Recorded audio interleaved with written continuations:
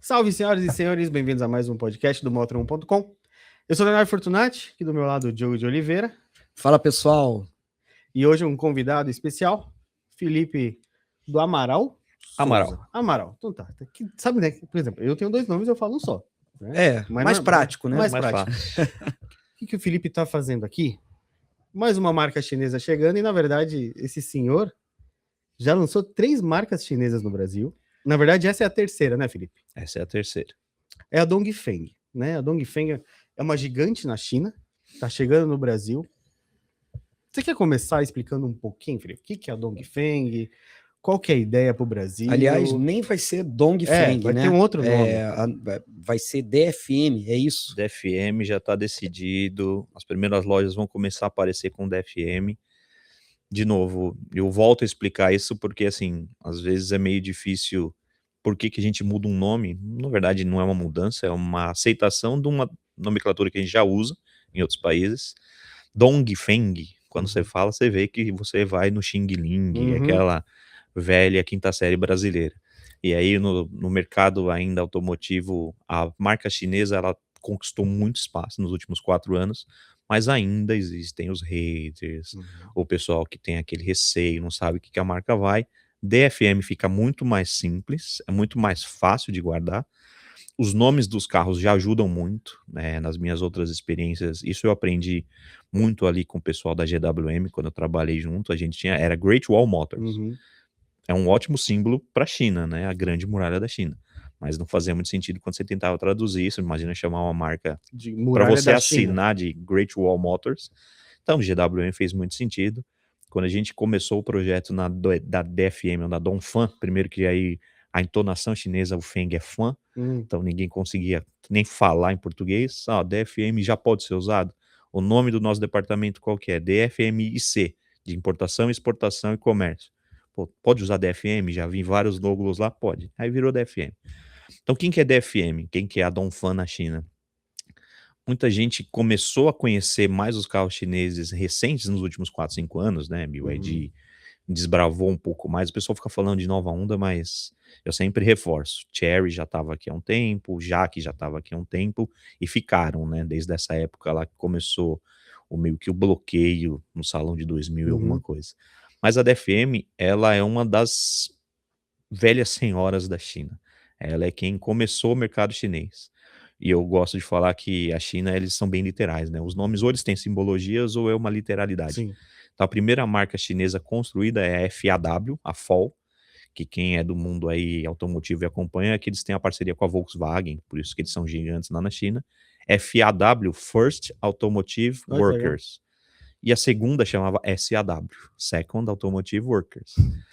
Aí o pessoal lá... Didático. Não fizeram ataque, né? Bem didático. O pessoal de marketing da Dongfeng falou que vai ficar meio ruim, né? Ficar SAW, aí eles viraram Dongfeng, que Dongfeng significa vento do leste.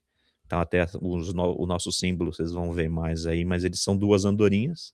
As andorinhas, elas trazem ali a primavera. Sim. Então é onde começa a primavera chinesa. Então daí que vem as 2 andorinhas. Eles mudaram o nome, adotaram Dongfeng, e aí mudaram de SAW. Então, assim, nada mais é do que a segunda maior e a segunda marca automotiva da China, é a DFM. Ela foi fundada ali perto de 69, e ela traz uma herança que a gente vai explorar mais no Brasil, aos poucos, não agora nesse início de operação, mas a herança da parte de caminhões e do 4x4. A DFM surgiu como a marca que apoiava toda a produção de caminhões, então ela tem essa herança, que isso também é uma coisa engraçada não, mas é muito interessante de trazer.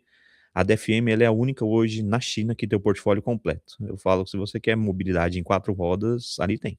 Só não vai ter 2 rodas, a gente não tem maquinário. E na verdade a própria China não tem muita tradição de moto assim, né? Dentro das montadoras. Não, eles têm agora, ficou muito mais recente, depois da eletrificação, aquelas motos elétricas pequenas, mas até quando você olha de longas distâncias, não tem porquê. Sim. É um país muito grande, né? Então você andar Isso de que eu ia moto comentar. é muito difícil. A gente já foi para a China algumas vezes, né, a trabalho, e dependendo da cidade, é muita moto, mas não é moto igual aqui no Brasil, Não. né, é diferente. É, a moto bem urbana, É. para você rodar ali seus 100 quilômetros, mais ou menos, no máximo isso, e ficar carregando, porque a utilização não permite. Até aqui no Brasil, você tentar fazer uma viagem de longa duração de moto, você já percebe que é difícil.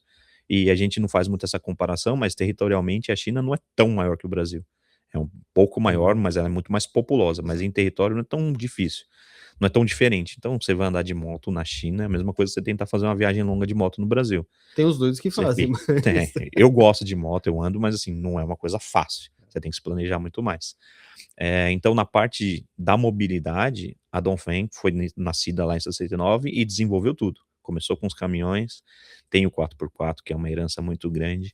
Depois, quando a gente for falar um pouco de produção, até vou falar o porquê que vem dessa herança e de onde a gente vai.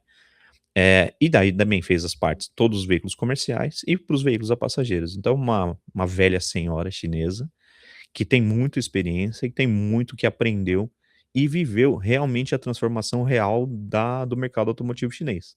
Porque ela nasceu como uma primeira lá atrás, como todas as grandes marcas nasceram, com um apoio ali para poder fortalecer a parte de mobilidade, até segurança pública, segurança fronteiriça, e depois ela foi evoluindo, entendendo o que o chinês queria, né? Então foi lançando os carros a combustão, e quando entrou já na parte de eletrificação, aí agora é onde a gente conhece hoje os carros chineses e a gente vai trazer toda essa inovação aqui para o Brasil com a DFM. E, bom, mais sobre você, na verdade, é a terceira chinesa que você embarca, certo? Qual que é o desafio, primeiro, explicar o Brasil para o chinês e como é que é trazer uma nova marca para o Brasil nesse mercado que está ficando, talvez, bem diferente do que a gente viu há uns 10 anos?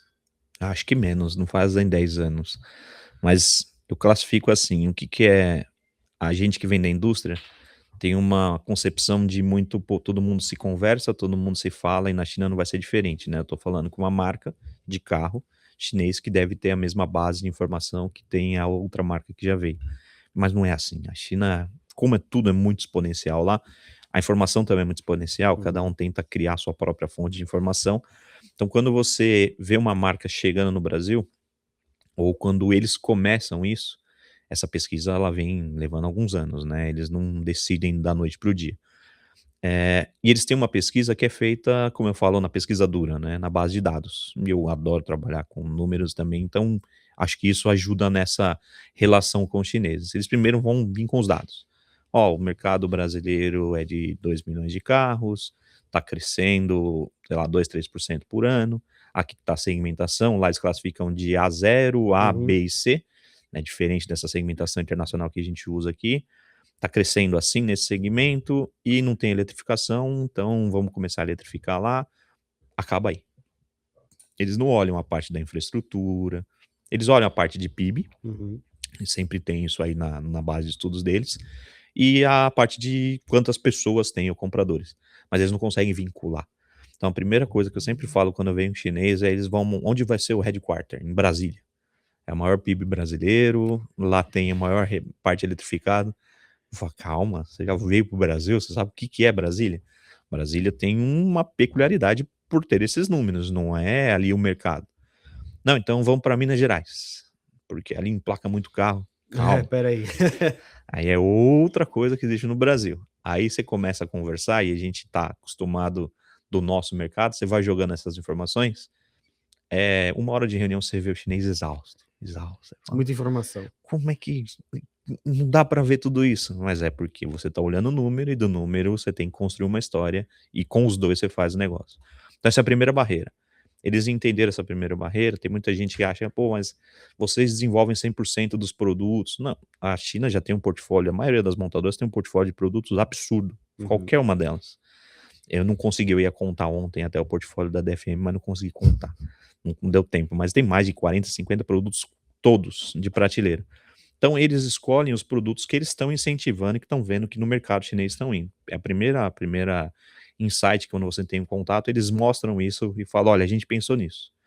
Dessa, eles pegam os executivos brasileiros e falam, vamos refinar isso. Aí você dá uma hora de conversa com eles, que eles estão em depressão, que Uhum. eles falam, não entendi nada, não sei nada daqui, e falam, não, vamos voltar. Aí você tem dois caminhos. Aí por essas 3 experiências eu posso falar que dá para ver esses 2 caminhos claros. Tem aqueles que falam assim, eu aceito, entendi, eu tenho que refazer ou refinar meu projeto, ou não, eu decidi assim, eu vou fazer assim, eu tenho uma liderança que exige que eu faça isso, eu vou fazer isso. Geralmente, quando você faz essa separação, é onde você vê se a empresa vai ter mais sucesso ou menos sucesso no projeto de implantação. A longo prazo, eu acho que todas elas vão começar a conquistar, isso é uma conversa que a gente tem muito de bastidores ou quem é da indústria, vai ficar cada vez mais chinês? Sim, vai ficar cada vez mais chinês. A gente está vendo uma coisa aqui no Brasil, eu tive a grata experiência de morar na América Latina por 5 anos, trabalhando pela GM, eu ficava alocado no Peru, mas eu conhecia o mercado da América Latina. E eu tô vendo uma coisa aqui que já existia lá. Então, assim, quando eu não fui um cara que fiquei muito surpreendido com as marcas chinesas, porque eu tive esse contato muito próximo. E principalmente por 2 mercados aqui na América Latina. Todo mundo gosta de falar de Brasil, Sim. porque o Brasil é um mercado de número muito É grande, o maior, né? só por isso. Mas se você olha a dinâmica de mercado, para mim era muito interessante entender a dinâmica de mercado chileno e a dinâmica do mercado peruano, que são economias que não produzem nada, basicamente, se não tem industrialização, eles têm extrativismo mineral. Uhum. Então você olha lá, qualquer elevador da Elemidia lá, ele vai mostrar o preço do ouro, o preço do cobre. É a única coisa que está lá. E tem o dólar e o euro. Então, eles vivem de exportação e importação. Exporta matéria-prima, importa tudo. Então, esse mercado ele tem uma característica de ser muito mais aberto. É Sim. muito mais fácil você colocar qualquer coisa de fora lá. E isso funciona para qualquer mercado. Foi aí que eu conheci os carros chineses, porque eu cheguei lá, a gente, nos 4 anos, o nosso relatório mensal era qual era a participação dos carros chineses no mercado automotivo. E eu já estava perto de 40% lá. Eu comecei a tentar entender, eu falei, o que esses carros têm? Porque se for só o preço, não é possível, não tá ganhando mercado assim à toa. E aí eu fui tendo contato com todas eles, com a Raval, porque eles não chamavam GWM, na época era só Raval, fui tendo contato com a MG, que lá vendia muito Sim. também, com outras marcas que aqui a gente ouve muito pouco, mas a Mazda vendia muito bem lá, porque era um mercado que tem essa origem asiática meio japonesa, né? Principalmente o mercado peruano que teve o Fujimori e aí trouxe os carros japoneses. Então fui entendendo o que eles tinham e aonde eles estavam chegando. Então lá eu já fui vendo a geração que eu tinha deixado que eu fui desmistificando a geração que eu conheci no Brasil na década ali nos 2000, quando vieram os primeiros chineses. Eu já vi a evolução Aquela desse época mercado. de Jaque, a época de primeira vinda da Cherry, né? Primeira Cherry, Geely na época Sim. tinha. Então eu tinha aquela visão que era a mesma visão que eu tive do Hyundai Atto. Não era o Atto, era o Atos, era o Atto, era o né? latinho, pequenininho. Isso. Era a primeira visão que eu tinha dos chineses. Só que lá eu já fui vendo onde eles estavam indo. E eu falei, e já via o motor. Lá não tinha eletrificado também. Isso que ano, mais ou menos? Isso eu mudei para lá, acho que mudei primeira vez em 18, fiquei expatriado um tempo, eu voltei em 19 e fui para lá. Porque muita gente acha que essa coisa do chinês moderno é nova, mas pelo jeito não, já tem alguns anos. E aí vocês já sabem isso também. Quem já foi para a China, vocês andam nos carros elétricos no táxi lá, que tem mais de 20 anos, a bateria. Eu fui agora para a China, andei num táxi de GWM com 400 mil quilômetros. Não, e se você sai da cidade grande, porque a cidade grande tá com dinheiro, né? Então tem igual renovação São de Paulo. frota. Você vai para uma cidade pequena, você pega carro muito antigo, que o motor elétrico tá falhando, a suspensão já não funciona, mas a bateria tá lá. Você fala, mas esse carro aqui já é elétrico há 20 anos e já estava eletrificado muito antes. Então eu não conhecia essa parte eletrificada, mas eu conheci essa evolução da indústria de já mostrar, olha, a tendência de que a indústria está fazendo. Então, quando você entende esses 2 caminhos que eles estão indo, entende que eles têm essa bagagem muito mais antiga do que a gente está conhecendo agora, porque a gente não tinha essa informação, você superou isso daqui, aí você vai e ajusta, olha, que projeto, que produto você tem, o que você quer fazer, e aí começa eu brinco ali da relação dessa que eu falei que tem a depressão da primeira conversa, essa é só da chave, daquele banho de Brasil. Mas a depressão vai piorando quando a gente começa a falar de imposto, quando você começa a falar de especificação, homologação, quando você começa a falar de mercado de trabalho, aí a depressão chinesa vai aumentando e a gente vai fazendo esse match entre Brasil e China para poder fazer acontecer o projeto. Eu tive no Chile faz uns quase 15 anos, mais ou menos, e foi a primeira vez que eu vi muito carro chinês na rua. Sim. Naquela época já tinha bastante carro chinês em Santiago. E agora, o Brasil, né, realmente está com muito carro chinês na rua, né? Isso aí é nítido, basta você sair aqui em São Paulo, mesmo no Rio de Janeiro. Acho que São Paulo concentra naturalmente, né?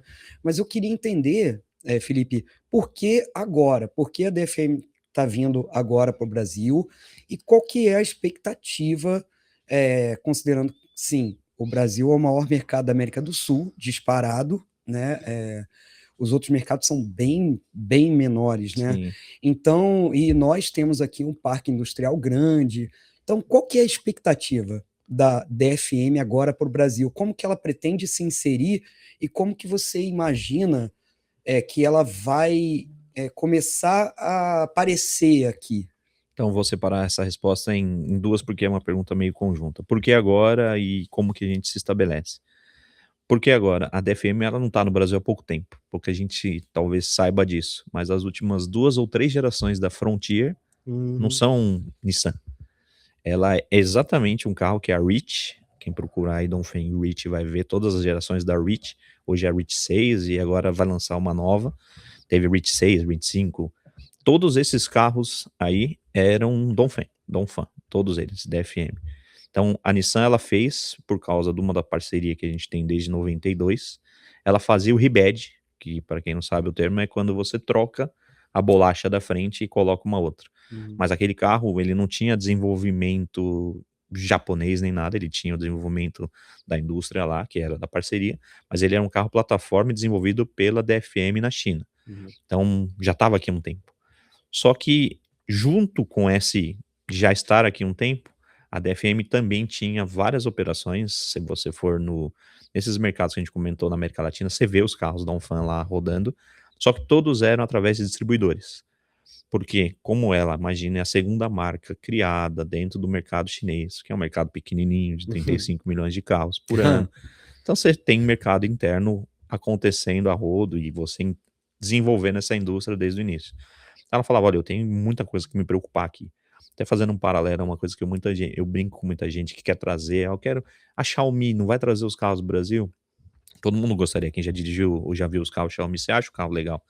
Só que imagina que ela não está conseguindo atender a demanda interna. Então, para que ela vai começar a exportar? Ela precisa resolver um problema dela ali, que eu tenho público consumidor, tenho desejo de fazer. Então, a DFM, durante aí desde 69 até praticamente o ano passado, estava só concentrada ali no mercado local. Ela já começou a entender que a competitividade aumentou dentro, porque não só surgiram novas marcas, novos produtos ou novas fontes de energia para movimentar o carro, mas ela também precisava entender que, se ela continuar só focando no mercado chinês, ela está perdendo o momento dela de exibir o que a DFM é para o mundo. Então ela desenha um plano estratégico ali nos planos quinquenais e desenha um plano de definindo 2 grandes mercados, o mercado europeu. A gente sempre fala do mercado europeu, né? Porque se você pegar isoladamente cada país, não é o Brasil. É um bloco econômico ali nos 13 milhões de carros que vendem. Então, o mercado europeu e o segundo, o mercado americano. Eu não vou falar sul-americano, é americano porque a gente conta do México para baixo. Aí, quando você define esses 2 mercados, você tem que entender como que você vai entrar e como que você vai fazer a marca aparecer. Então, quando ela define esses 2 mercados, ela fala, olha, agora a gente vai mudar o jeito da gente trabalhar. Eu vou parar de distribuidor, porque o distribuidor, eu trabalhei muito com isso quando eu fui para a América Latina e quando eu fiz o projeto da Jeep, eu entendi também, porque a gente vendia Jeep como distribuidor. Você não cria marca. O distribuidor, ele é um comerciante, então é como se fosse um distribuidor mesmo, um atacado de qualquer coisa. Você não tem, você vai no Atacadão, você vai no Açaí, ele é um Açaí, ele vende tudo lá. O distribuidor faz a mesma lógica, ele é o distribuidor. Você vai, vou dar um exemplo aqui que pouca gente deve conhecer. Você vai na Divi Motor. A Divi Motor, ela vende tudo que é de Mercedes, de Fiat, de Jeep, ali na América Latina. Então, você vai na Inalco, eles vendem tudo. Quem fez a marca é a Inalco, mas ela vende produtos. E como a DFM já atuava dessa maneira, ela entendeu que como marca ela não estava sendo construída, ela estava vendendo produto. Estava dando receita como venda de produto, mas ela não estava construindo marca. Digamos que não tem a responsabilidade, o distribuidor não tem aquela responsabilidade de criar uma marca, né? De colocar uma marca. Eu não diria nem que não é responsabilidade. A relação contratual é completamente diferente de uma relação de vender, concessionário. Né? Ele tem que vender produto. A relação dele é comprar e vender. E tá seguindo a relação manter, dele. né? O pós-venda. Mas sei. aí já, Eu aí não já sei é se, quando você é também... distribuidor, não sei se nem tem contratos de distribuição que não pegam pós-venda. Por isso que se você olha na Depende América muito da Latina, estratégia da marca, tá né? muito se a marca tem, e muitos distribuidores nem aceitam esse tipo de contrato. Por isso você vai na América Latina, você tem um monte de oficina paralela. E a maioria das concessionárias você falou de Santiago. Santiago tem um shopping a cada esquina, né? Toda esquina tem um shopping. E tem loja de carro. E não tem oficina. Tem muita marca vendendo, você não tem oficina nenhuma. Você não olha nem oficina autorizada. É oficina de rua, literalmente. Oficina de rua que você vai no bairro onde tem as oficinas. Então, muito contato de distribuição é assim. Então, por isso você não cria marca, você não cria aquele, olha, eu realmente me importo em não só te entregar um produto, mas desenvolver o produto. Então, ela muda essa estratégia e fala, eu vou deixar esse modelo de distribuição e vou entrar como uma marca mesmo. E aí ela começa a desenhar a estratégia para a Europa e começa a desenhar a estratégia para o Brasil, e aí a gente se encontra nesse caminho em março. E ela fala, Brasil, quero criar uma marca, quero lançar como marca aqui no Brasil, quero vender meus produtos. Falei, ótimo, vamos começar a desenhar. Só que eu gosto muito dessa autoconsciência que existe hoje dentro de qualquer conversa com a liderança da FM na China também, e os que estão trabalhando com a gente aqui no Brasil.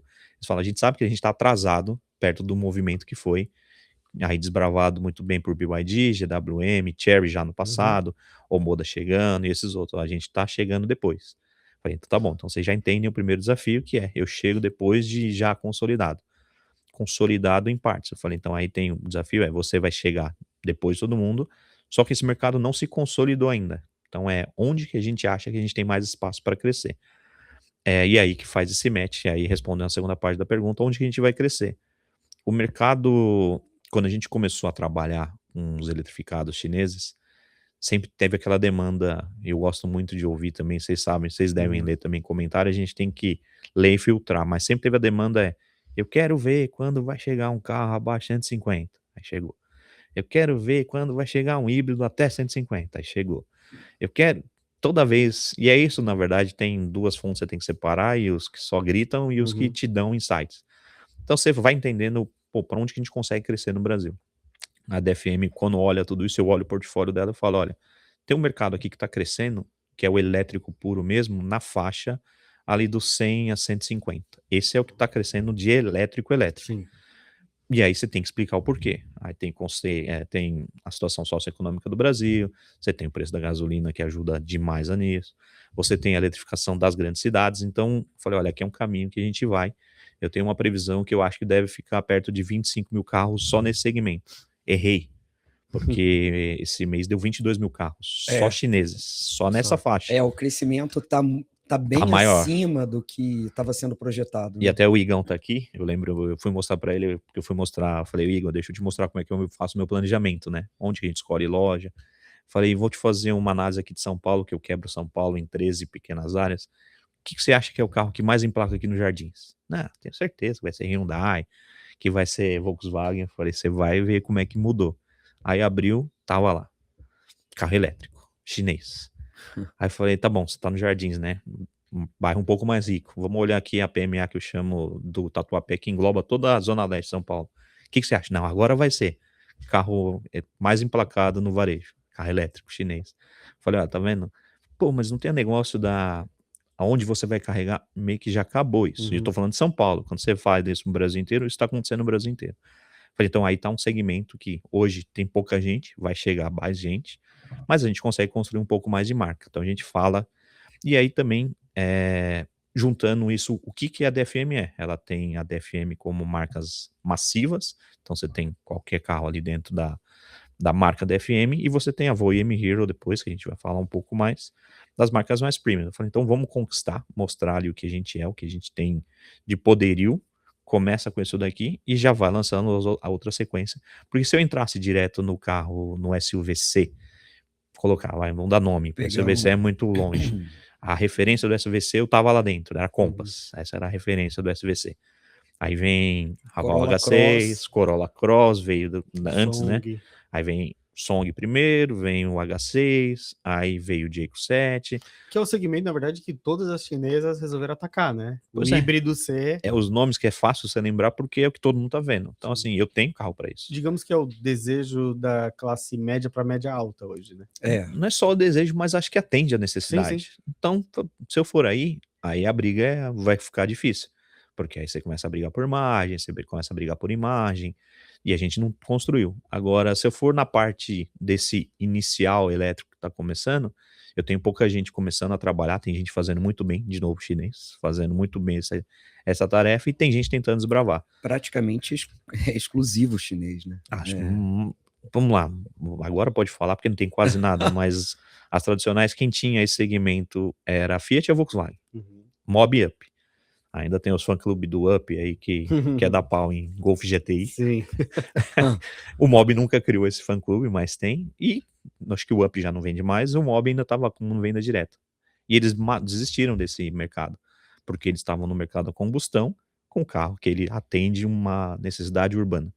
O elétrico, nesse segmento, mostrou, olha, aqui eu realmente tenho um produto que vale a pena, porque você entrega toda a experiência de da eletrificação, de condução. Não vou ficar repetindo isso, todo mundo que trabalha com elétrico sabe. Quem trabalha, eu faço esse convite sempre. Mesmo que você seja um hater, dirija um carro elétrico, qualquer um que seja, pode pegar o mais básico. Você dirige, você fica meio que sem entender o que está acontecendo com você. E na hora que você vai, mesmo que você pague a recarga, ainda é mais barato que abastecer. Mesmo a recarga pública que é caro. Acho que a economia de combustível talvez seja o maior ganho realmente que você tem, além do conforto, tem a questão do silêncio e tal, é claro, mas o custo da eletricidade hoje, se você é levar para incomparável, casa, né? se você carrega em casa, você corta 100% do custo, porque qualquer recarga pública é o dobro ou mais do que você carregar em casa. Então, quando você consegue essa facilidade, aí a experiência de dirigir te entrega muito mais. E também a gente fala da economia, mas carro parado a combustão é ruim, né? Gasta muito. Carro elétrico parado é ótimo, né? Você faz qualquer coisa e não baixa a bateria. E tem esse ponto, né? Você falou da bateria, hoje acabou. Assim, aquele medo, né, de ficar sem bateria. Não. A bateria hoje, qualquer carro de entrada aí tá entregando 350, até mais às vezes, e isso é uma autonomia de um carro abastecido com álcool, às vezes roda até menos que isso. Sim, e outra coisa é a recarga. Vamos dar uma experiência nossa própria agora. Na DFM, a gente fazendo a parte da homologação, a gente leva os carros no laboratório em Itatiaia, aqui na divisa entre São Paulo e Rio. E ali você tá rodando mais de 300 quilômetros, e no carro elétrico em rodovia, aí a gente sabe que não é a melhor situação. Carro elétrico para rodovia não é a melhor aplicação. E você tá em rodovia, em serra ainda para ajudar. A gente vai em 2 carros elétricos, para tomar um café, que aí é o caminho da saída, né? Ou você coloca a bateria maior, que todo mundo tá querendo, mas cada vez que você coloca uma bateria maior, o carro fica muito grande. Por isso todos os carros chineses de lançamento agora passam de 5 metros, porque é onde você consegue colocar a bateria naquele assoalho gigante. Ou você aumenta a velocidade de recarga, para você ter menos tempo parado. Então você pega esses carros novos, inclusive os nossos, eles carregam a 80 ou a 60 kW, e tem carro que carrega 120 nosso. Ah, mas você não tem esse carregador. Em rodovia você tem esse carregador de 120. Tem. Então a gente para tomar um café, E é cada vez mais e comum. volta. Sim, porque começou a haver a necessidade. A única coisa que eu acho que o Brasil ainda peca muito, e vai pecar, é porque não tem um programa nacional aí do governo. Isso tem que ser governamental, Que tá? estimule. Que estimula a infraestrutura. Infraestrutura é governamental, não dá para falar que não. Ninguém construiu a rodovia, porto, aeroporto de iniciativa privada. A iniciativa privada melhorou o serviço. Mas ninguém faz isso, porque é um investimento que ele não se paga. A iniciativa privada aprendeu a fazer dinheiro com isso. Então você pega os novos aeroportos, vamos falar do Brasil que privatizou alguns aeroportos aí nos últimos anos. Os novos aeroportos viraram centros de comércio, é quase um shopping. Sim. Você vai para Floripa, não sei se vocês foram ultimamente, o aeroporto de Florianópolis era um aeroporto. Os aeroportos mais recentemente inaugurados com reforma é um shopping. Você desembarca Tem com tudo. uma praça de alimentação. E tem gente marcando para almoçar experiência de lá. marca, né? Sim, então, e o que a iniciativa privada fez? Ela rentabilizou um negócio que não é rentável. A mesma coisa vai acontecer na eletrificação. Se você deixar isso para iniciativa privada, sempre surgem, e aqui no Brasil tá cheio, porque é a única saída hoje, de iniciativas saindo, só que você tem que ser mais criativo para rentabilizar isso. Se o Brasil tivesse um programa nacional, aí sim, essa parte de eletrificação teria ido muito mais rápido, que foi o que aconteceu na China. Eles entendem que isso é estrutural do país. Então a gente mesmo tem, essas são as iniciativas privadas, que eu tô falando, para tomar um café, é posto de rodovia, ou de rede, ou fora de rede, ou tem gente Na volta a gente parou não porque a Uhum. gente perdeu o posto, a gente parou numa empresa que vende painel solar e eles deixaram um carregador na frente deles. A gente parou e carregou. E aí todo mundo, carro novo, né? Carro Uhum. de lançamento, vocês estão acostumados, né? Você A fica galera, famoso pra o caramba, né? pessoal Carro fica curioso, camuflado, né? Todo mundo, você não tá nada filmado, E é né? marca que ninguém viu, né? O grande público não viu a marca, né? E Fica mesmo assim, curioso. pouca gente tem coragem de abordar, né? E Uhum. a gente tá, às vezes tá engenheiro, Uhum. junto, você fica conversando, e o pessoal fica tudo olhando. O O que é você isso? acha que vai diferenciar a DFM das outras que já estão bem instaladas aqui? Principalmente as grandes, né? Você já fez a apresentação, DFM é uma velha senhora lá na China, uma empresa robusta, e a gente viu muita marca chegar aqui e marcas de vários tamanhos, né? Sim. O que mais diferencia a DFM hoje é essa extensão de portfólio. E aí vocês vão ver a gente trabalhar isso muito bem. A gente vai começar, já falei, com os carros elétricos nessa faixa que está crescendo. Depois você vem com SUV. Depois do SUV, provavelmente a gente já vai trazer as picapes novas, não as que já existem. E os comerciais extra pesados. Ninguém tem isso hoje. Ninguém pode entregar. O Vai- plano, então, não é só automóvel, Não, a é gente. trazer caminhão. A DFM, elas são 3 divisões. PV, que é Passenger Vehicles, os veículos a passageiros, que é o que a gente está hoje. Tem o CV, que são os veículos comerciais, e o LCV, Light Commercial Vehicles. A ideia é trazer esse portfólio completo. Então, assim, a experiência de você conhecer uma marca que tem todo esse portfólio vai conseguir a gente penetrar em segmentos que outras não vão. Não vou ficar falando nome porque eu acho que até é falta de educação, mas tem algumas outras chinesas hoje que tentaram, por exemplo, entrar no mercado de picapes. Uhum. Mas por não ter know-how de picape, não consegue. Tem outras que conseguiram, porque surgiram também como picapeiras na China. Aí você acha que é muito, não faz diferença? Sim, faz muita diferença. Para engenharia de produto e desenvolvimento de produto, faz muita diferença. Tem anos de bagagem, porque trabalhar um produto não é tão fácil. O pessoal adoraria também ficar lançando produto a cada ano. A engenharia nossa também adoraria. Mas você precisa corrigir muitas falhas de projeto durante muitos anos. E a China permitiu isso muito fácil porque ela cresceu muito, tem público lá, então você consegue lançar produto toda hora e ficar corrigindo. Mas se você não tem a herança desse tipo de segmento, picapeiro, por exemplo, ou de caminhões, ou de pesados, você não consegue crescer. Então, a DFM, ela possibilita você ter desenvolvido, como ser a segunda pioneira, vamos colocar lá, ter desenvolvido todas elas. E a pioneira delas também tem os dois segmentos, né? Tem pesados, tem leves, mas eu acho que a DFM, ela foi muito mais ela teve muito mais sucesso nesse desenvolvimento na China e a gente vai trazer um pouco dessa realidade para cá. Então a gente começando com veículos a passageiros, mas a ideia é trazer os comerciais também. Vocês fizeram um evento recente para mostrar para alguns concessionários, grupos, né? Como é que foi a aceitação desses grupos? Com os carros que vocês mostraram, como é que tá a aceitação de rede hoje? A gente já tinha, hoje eu já tenho na minha base aí 32 grupos de concessionários, dão 57 pontos, tem um comitê quarta-feira que para fazer mais pontos. Isso para começar. Para lançar. Para lançar agora, pra começar no fim a caminhada, desse mês. no fim desse mês, que aí o Igão tá desesperado aqui, que a gente tem que colocar uma pré-venda no ar. Esses concessionários, eles sabem o que eles veem no PowerPoint, todo mundo quer ver o carro, mas a gente, para cumprir esse cronograma, a gente tá falando, comecei a trabalhar com eles dia 16 de março.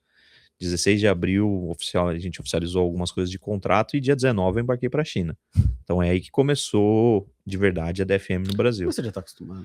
Não, mas 19 de abril para dia que É hoje, muito- 10 de é muito agosto, pouco é tempo. pouco tempo. Então eu falei, olha, a gente vai ter que tirar todos os carros, rodar teste. Primeira coisa, primeira pessoa, vamos contratar o engenheiro de produto de desenvolvimento, que a gente vai conseguir preparar esses carros, porque vai ser pauleira para isso desenvolver. Então tiramos todos os carros e os funcionários só viam PowerPoint, né? Porque é o começo de toda a marca, tá, gente? É menos tempo do que o período normal de homologação, né? Sim, mas carro elétrico consegue. Uhum. Aí a gente consegue achar lugar em espaço, a gente conseguiu homologar os carros em 2, 3 meses. Então os carros pararam e ficaram para isso. E toda marca chinesa começa a mesma coisa. A gente apresenta um PowerPoint, mostra a nossa linha de produtos, você olha bonita a foto, mas você vai ver o carro. A ideia desse evento era justamente, vou mostrar esses dois carros que eu vou lançar e vou mostrar o que a DFM tem, que vai estar no festival, inclusive. Então, vou mostrar parte já do portfólio. A gente mostrou aí 12 modelos. quando o concessionário ele olha, ele já começa a fazer a conta dele de escalada, né? Porque toda vez que você vende carro, você tenta fazer o seu carro inicial, onde que o seu bolso atende, e depois aonde você vai crescer. Uhum. E se você tiver problema, onde você vai descer. Quando a gente mostra esse portfólio, eles já falaram: ah, entendi, tá ótimo, agora eu já sei que a DFM consegue ir para cima e para baixo. Que outras marcas, e vou dar um exemplo, não vou dar um nome de novo, mas de uma que eu trabalhei, você não tem essa escalada hoje. Eles estão criando produtos, lançando, a gente já tinha tudo isso. Então os funcionários eles aceitam, e a primeira coisa foi muito positivo, a gente que já tinha contato com o carro já tinha visto, o pessoal vê o Box, que é o nosso carro de lançamento, e a mídia mesmo estava fazendo muita comparação com o Dolphin Mini, dimensão, mas você vê o carro, você entra e fala: esse carro aqui é muito maior, muito mais espaçoso do que eu imaginava. E aí vão dirigir, entram. A gente não conseguiu deixar dirigirem, porque o evento era de um dia ali, e a gente tinha que mover os carros de novo para fazer alguns outros testes, Uma mas eles apresentação aceitaram muito. estática. Eles viram um showroom montado, viram os carros ali e os futuros lançamentos. Então a aceitação foi muito boa, e aí obviamente faz agora de novo eu ter um comitê no meio da quarta-feira, porque aí aquele que tinha falado eu quero abrir uma loja, começa: por que eu não abro 4 lojas? Por que eu não vou para tal lugar? E o outro começa: por que eu não tiro a loja desse meu amiguinho e você põe a minha loja? Então movimentou um pouco mais, isso que foi pouca coisa, tá? A gente fez com ali alguns funcionários, acho que a gente tinha convidado vocês também, a gente não conseguiu encaixar a agenda, mostrou um pouco, mas acho que o festival vai ser realmente o que vai mostrar o que a DFM tem de poderio hoje para mostrar o que a gente consegue conquistar. Mas foi muito boa, a aceitação foi muito legal. Bom, temos 2 produtos aí que vão estar no festival, né? O Box e o Vigo são os 2 primeiros carros que chegarão aqui nas lojas brasileiras, é isso. E aí depois temos outras marcas que fazem parte da Dongfeng, que é Voyah e M-Hero, né? Uma marca já mais 4x4. Só por 4x4. Só 4x4. Não ela nem mais, ela é só 4x4. Então a estratégia é começar no elétrico de acesso, principalmente com o Box, né? Que tende a ser o produto de maior volume nesse início de operação aqui. E na sequência, rapidamente já expandir. E aí a ideia é uma pergunta, né? A ideia seria a rede Dongfeng DFM, né, aqui no Brasil, ter todos esses produtos, ou a estratégia é lançar marcas independentes com rede independente? Não, tá, a gente fala muito, já pula direto do box do Vigo para a Voyah M-Hero, mas assim, dentro da linha DFM, a gente já tem alguns outros lançamentos que vão ser vistos também no festival. O Huge, o Mage, são carros que já entram nessa área do SUV aí, do SUV-C, que a gente já está no pipeline de lançamento. A gente está mostrando os carros, não são a versão final, obviamente, porque o carro vem para o Brasil para a gente adaptar ele para o nosso mercado. Mas você já vai ter uma ideia do que é o carro, a casca dele, o interior, alguma coisa de nível de acabamento. Então a gente já tem esse crescimento ali dentro da própria linha DFM.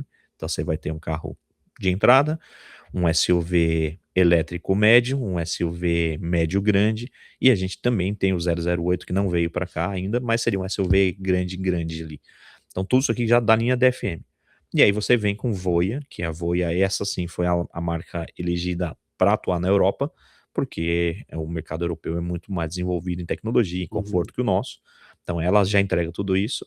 E o M-Hero, que é o 4x4, que aí é o xodó de muita gente quem já dirigiu, que gosta de 4x4, dá para experimentar.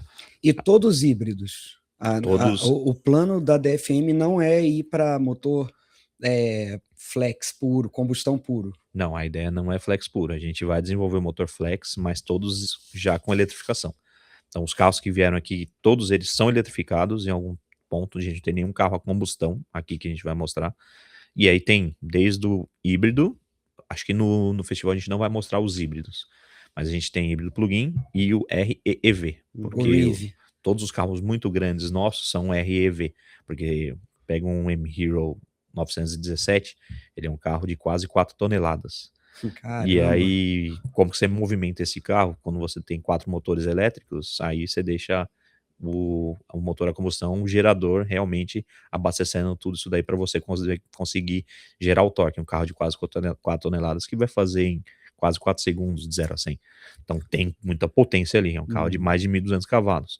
Então aí você tem Ele essa realmente é RV. grande, hein? Porque grande. é como se fosse um Hammer EV, né? Um produto gigantesco com uma bateria gigantesca, Eu né? chamo ele de Humvee, né? Porque o Uhum. Hammer ele vem do Humvee também, Sim. né? Que são os carros que foram militares. A DFM também faz todos os Humvees do exército chinês. Então essa tecnologia toda virou uma tecnologia comercial hoje. E aí viraram o M-Hero. Também tem muita gente que pergunta, M-Hero, dá para comparar? Quem que compara aqui no Brasil? Não é prepotência, é que quando você olha o spec do carro que ele entrega, não tem ninguém que faz o que o carro faz hoje. Então não é, vamos pegar uma Land Rover, vamos pegar Ele é um bem Denza maior, B5. mas... Não é, ele não faz isso, ele não tem essa potência, ele não tem esse nível de tecnologia. E a última pergunta que você tinha feito vão todas as marcas vão ser vendidas? A gente está com uma estratégia ainda em aberto, mas a ideia é que todos os concessionários têm a possibilidade de vender as marcas, e a gente está estudando aí algumas cidades se ainda vale a pena a gente ter uma rede exclusiva para fazer Voya M-Hero. Porque a Voya, só por ser Voya, ela já tem 6 produtos na linha Voya. A M-Hero tem 2 e vai lançar mais um terceiro. Então a gente está falando de um line-up aí de quase 9 produtos só nesse segmento mais alto. Acho E que ainda uma tem faixa de preço mais... bem superior, né? Ele tá Aí numa é faixa aí... 400, 500. Não, acho que tem produto que a gente consegue colocar perto dos 300. A gente está fazendo alguns estudos de preço ainda. Só que por que eu vou ter uma rede, uma DFM, que eu já tenho um portfólio ali, que eu já te falei, de 2 carros, mais 2, mais um terceiro. Então estou falando de 6, 7 modelos. E eu tenho o outro lado com mais 9 modelos. O concessionário vai virar um shopping. Uhum. É. E o segmento diferente. Então, para E algumas deixa até o cliente cidades... confuso, né? Você Sim. entra na loja, você não sabe nem o que você vai levar ali. Primeiro que isso é uma coisa legal que a gente estuda quando a gente olha o comportamento de lead. Lead, para quem não sabe, é o cliente que entrou lá e falou, quero comprar esse carro. Uhum. É muito comum você entra por uma propaganda, dá sua informação, quando você chega na loja você compra outro carro. É muito comum isso, há anos acontece isso, é muito padrão, porque você acha que você tem aquela necessidade. E os vendedores são treinados para isso, né? O vendedor, o gerente de loja, para chegar lá e ver o que você quer. Aí você explica o que você quer, fala assim, por que você veio procurando esse carro? Olha esse outro aqui. E aí acaba dando match, você compra o carro. Então é muito comum. Então imagina se eu tenho, sei, 7, 8 carros aqui e tenho mais 9 do outro lado, tudo na mesma loja, com faixa de preço diferente, com público-alvo diferente. Isso funciona no Brasil inteiro? Não. Por isso que, para algumas cidades estratégicas, aí, onde a gente tem uma economia maior, provavelmente a gente tem as lojas Voya M-Hero separadas, e as outras cidades onde eu não tenho uma renda-alvo suficiente para isso, eu vou habilitar os funcionários a vender. Então, o que eu quero dizer é, eu vou poder comprar um Voya M-Hero se eu moro no interior da Paraíba? Pode. Se a gente tiver a nossa loja lá em Petrolina, você vai lá na loja DFM Petrolina, encomenda um Voya M-Hero. Se o dono da loja quiser comprar o carro para exibir, ele vai comprar. Só que eu não tenho por que fazer uma concessão exclusiva, porque a quantidade de Voya M-Hero que eu vou vender lá não é a mesma coisa de São Paulo, Rio de Janeiro, Curitiba. Já estou dando até uma dica aí. Então é um pouco dessas cidades que a gente vai separar. Eu acho que faz muito sentido isso, porque primeiro nos mercados onde eu tenho mais público consumidor dessas duas marcas, eu segmento mesmo e eu dou um espaço exclusivo para experimentar e para viver esses carros. E eu não limito a você ter que sair do interior de São Paulo para vir para São Paulo capital comprar o seu carro. Se você tem uma loja em Bauru, você tem uma loja em Sorocaba e você quer comprar esse carro, você compra na sua loja em Sorocaba. E aí eu quero manutenção, sua manutenção vai ser dada na sua loja em Sorocaba, você não precisa vir até São Paulo. Então é um pouquinho do caminho que a gente está desenhando com essas duas marcas. E já começando a puxar um pouquinho até para o encerramento, mas assim, você citou Nissan agora também sobre... E a Dongfeng tem uma história gigante com Peugeot, Citroën, e recentemente nas próprias entrevistas com executivos dessas marcas, a Dongfeng foi citada. Como é que fica essa questão para o Brasil? Porque a Nissan mesmo já testa alguns carros feitos, né, numa parceria de plataforma, e a Stellantis já sinalizou alguma coisa sobre até vender alguns carros que são feitos para a Stellantis pela Dongfeng. O que vai impactar a operação, a sua operação, por exemplo? Como é que fica essa questão de parcerias? Inclusive uma dúvida, a DFM ela vem com uma aliança ou ela vem sozinha e vai ter parcerias? Então, por isso que eu trouxe até esse fato da Frontier aí.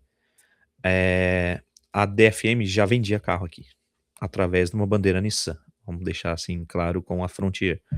Quando ela decide, olha, eu quero construir marca fora da China, se eu continuar nessa mesma estratégia, eu não vou construir marca. Eu sou um fornecedor invisível para alguém que usa o meu produto. E aí eu sou um fornecedor de carro para alguém. A DFM, quando ela decide falar, eu vou ser uma marca mais globalizada, vou sair ali do meu mundo China, ela decide fazer isso como marca. Então não faz muito sentido a gente fazer um fornecimento de produto para qualquer outra marca poder comercializar, seja uma Nissan, seja uma Stellantis. Mas faz sentido a gente ainda ceder produtos? Sim, porque, de novo, você vai lá na China, onde é a sede da DFM, só na região da sede tem outras, mas só nessa região tem 4 plantas. Uma planta delas é uma parceria com a PSA, que hoje a gente fala Stellantis, mas era todos os carros Peugeot Citroën comercializados, industrializados e vendidos na China foram feitos pela DFM. Então é a primeira fábrica que você encontra lá. Você tem uma outra fábrica que é a DFM com a Nissan, todos os carros produzidos, industrializados e comercializados na China da Nissan foram feitas e são feitas com a DFM. E você tem as outras fábricas da DFM pura. Na verdade, tem mais uma com a Honda, que ninguém fala muito, mas a gente tem uma parceria da Honda. Alguns carros, não são todos, porque a Honda, quem já falou aí, não preciso ficar escondendo, mas a H que fala Sim. dessa parceria também. Lá tem 2 parcerias. Então a gente tem alguns carros da Honda, a gente fabrica. E aí, outras 2 fábricas que você encontra lá são as fábricas da Dongfeng mesmo, da marca própria, e da M-Hero. Todos esses no mesmo complexo. Só de eu falar isso, você já tá entendendo que eu tenho um portfólio aí Puxa, valeu. muito grande. Então, quando você vê uma Stellantis falando, eu vou trazer alguns produtos, impacta a minha vida? Não, porque eu já faço carros da Peugeot Citroën que não são Dongfeng. São carros Peugeot Citroën, vendidos na China. Então, se a Stellantis traz esses carros para cá, não impacta nada o nosso negócio. A Nissan, a gente já faz carros da Nissan. Então, quando a gente está vendo, agora eu já comecei a ver notícias saindo do sedã, no N7, ele é um carro que ele não existe na linha Dongfeng. Não é um carro da Dongfeng igual foi a Frontier. Ele já é um carro da Nissan desenvolvido com a DFM na China e vai ser trazido para o Brasil. Então, quando você traz esses carros aí com essas marcas parceiras, não tem nenhum problema.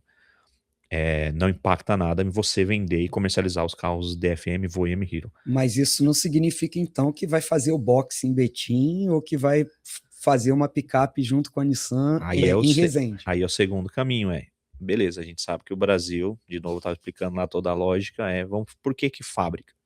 Fabricando no Brasil, tem o lado do consumidor, o lado da imprensa também, e o lado governamental, quero trazer fábrica, porque eu confio melhor, vamos falar do consumidor, eu confio mais nessa marca, ela acredita aqui, o lado da imprensa também, porque tá falando, tá vendo, a marca tá apostando, e o lado do governo, que tá gerando emprego. Então, isso e a questão também de imposto, né, de importação, a gente tem, hoje já tem uma outra questão já. Por isso que eu falo, essa outra parte já do imposto é o lado da montadora, porque aí ela tem que fazer a conta para ver a escalada financeira.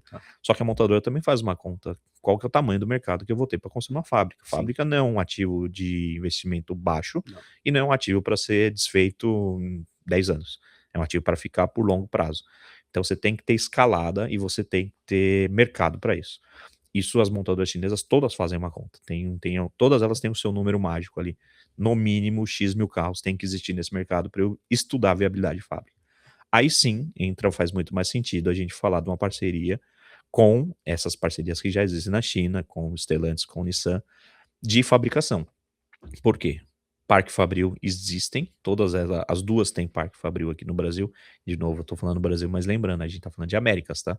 Então tem o Parque Fabril pensado não só em Brasil. Digamos Américas, Latam. Latinoamérica. Digamos da ponta aqui de baixo até o México. Isso. Tá. Então a gente tem que pensar nisso, como que eu vou cobrir esse mercado e onde eu vou fabricar.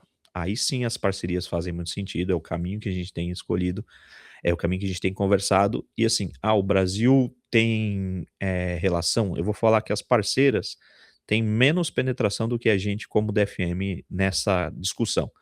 Por quê? A nossa discussão vem com a matriz, certo? Tem o Wang Zhong, que é o presidente regional aqui, Américas, trabalha do meu lado, literalmente, e ele fica aqui no Brasil. E ele é o que faz parte dessa ponte do que vai acontecer na China. Então a gente tem essa relação de para onde a gente vai.